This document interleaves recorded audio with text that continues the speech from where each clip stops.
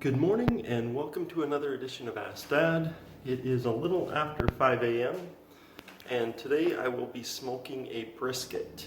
And so I'll be going through the steps that I'll be doing on this specific brisket. I've done two other briskets. One I smothered with mustard and a seasoning that I found online.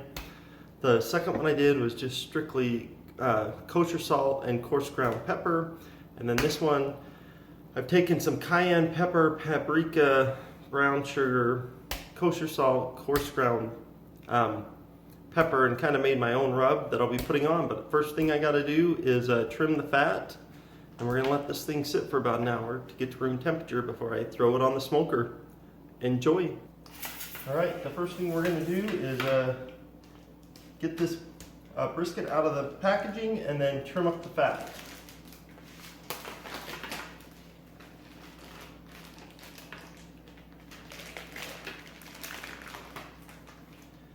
And if you can see the backside here, the fat in some spots seems to be like maybe an inch thick. So I'm going to go ahead and take it down so it's maybe a 1/4 inch thick at the most, and then we'll let it sit.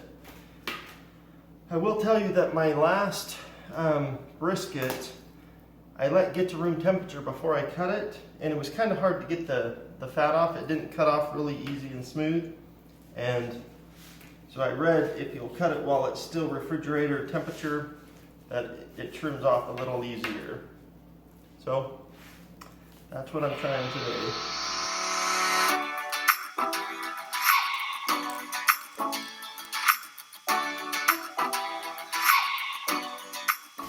And this is that mixture I made up just kind of with that, kind of like I shared at the beginning. But first I'm going to sprinkle it with a little bit of Worcestershire sauce. Let me grab it. I gotta apologize, I'm a little tired because it's so early in the morning.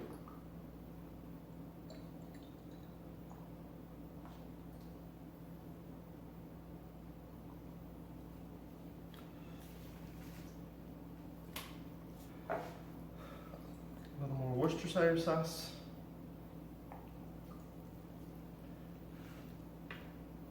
And I read about adding Worcestershire sauce yesterday online, just looking at different recipes, like I said. So,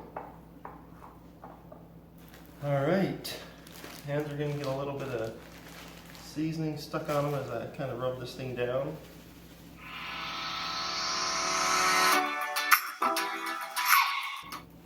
And then I have read to kind of score the meat, and I don't know if you can see it, but the grains run kind of from this angle going this direction. And so when you cut brisket, at least after you cook it, you want to cut against the grain. So I'm going to just go ahead and score it because I kind of read about this yesterday. And all you do is just cut against the grain, and you just do these small slices that I think help get some of the flavoring and some of the smoke flavor into the meat. And we'll keep rubbing it down.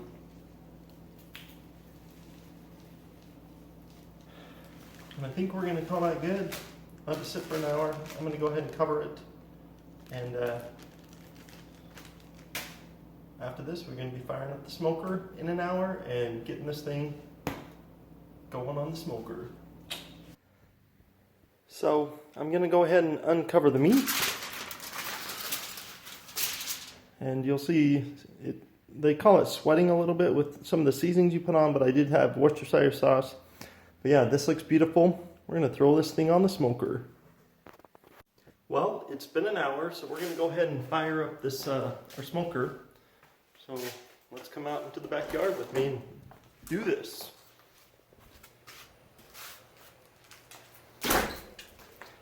So I actually have a Pit Boss smoker that I got, I don't know, about a year ago. And so we're going to go ahead and turn it on. So this is our Pit Boss smoker. I'm going to go ahead and turn it on. Turn the temperature up to 225.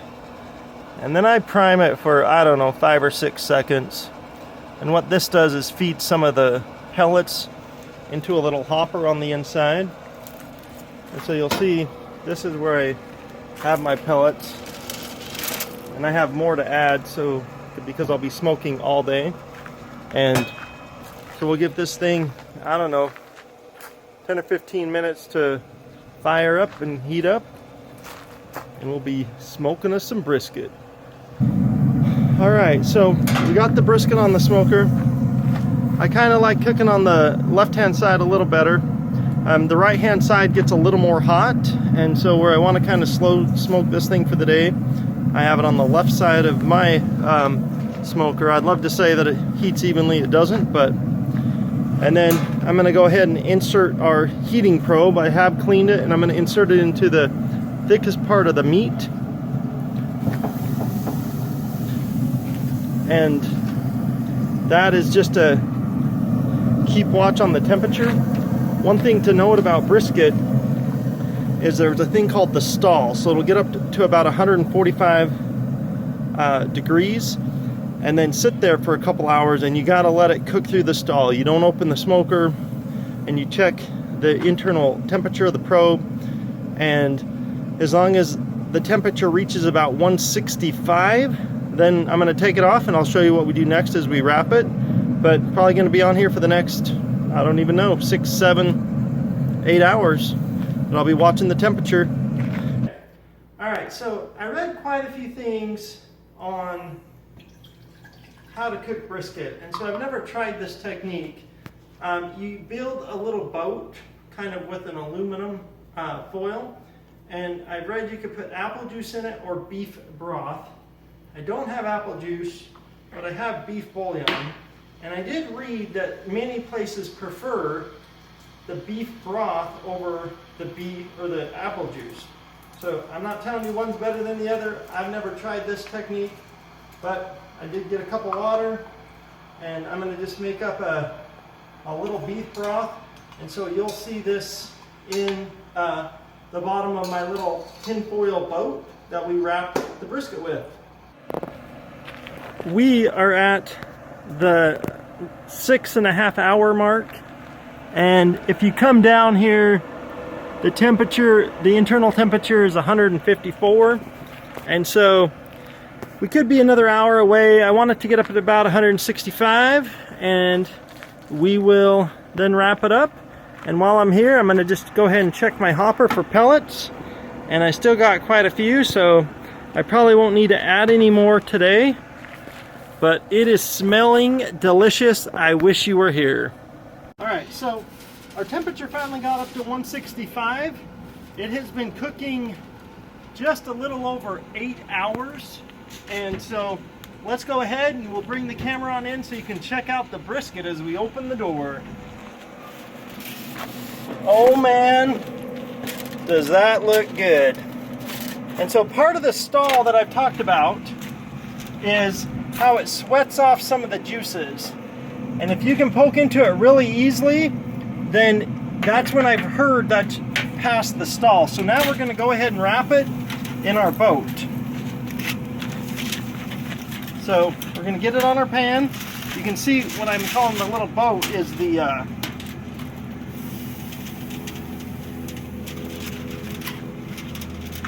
tin foil. And then we're going to add our beef broth, which will just help create a little bit of moisture.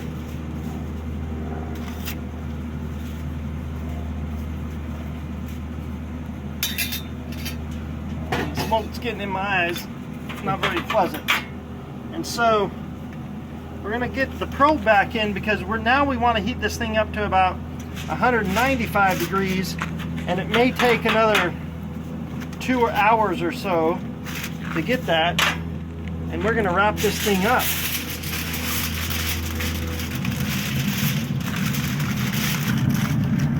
And the goal here is to kind of have it sealed up so as the broth heats up and boils, it maintains the moisture in the meat. And so again, I've never wrapped a brisket in tinfoil. It's my first time. But we're going to go ahead and try it, and now we're just going to check the temperature until it gets up to 195 degrees. I can't wait to get me some of that. I wish you guys could be here. Alright, so it is 4 o'clock in the afternoon. technically 11 hours after starting. You'll see that the temperature of the brisket is 199. I have read that it's between 195 to 205 is the appropriate temperature. So we're gonna go ahead and take this bad boy off. All right, so here's the brisket. I want to go ahead and get the probe out, and then I'm going to reseal it. And I've read multiple places to let it sit for anywhere from 30 minutes to an hour sealed, to let it rest before you eat it. And so we're going to go ahead and do this.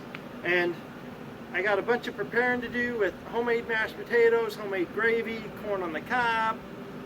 I'm talking, we're gonna have a feast tonight. The brisket has sat about 50 minutes, and I don't necessarily have the fanciest knife sharpener, but I know that I want a sharp knife to cut through the brisket. We'll just do that a few times. Now, let's open this thing up, see what we got going on. Oh, if you could smell it, you would, it is incredible. And there is the brisket. Now, the important thing is, I don't know if you can see how there's lines coming this way, and that's the grain of the meat. And I had a relative that cooked one of these and then sliced it this way, and then you can't cut it with your fork. So when you're cutting pieces of meat off like this, you want to make sure that you're slicing what we call against the grain. So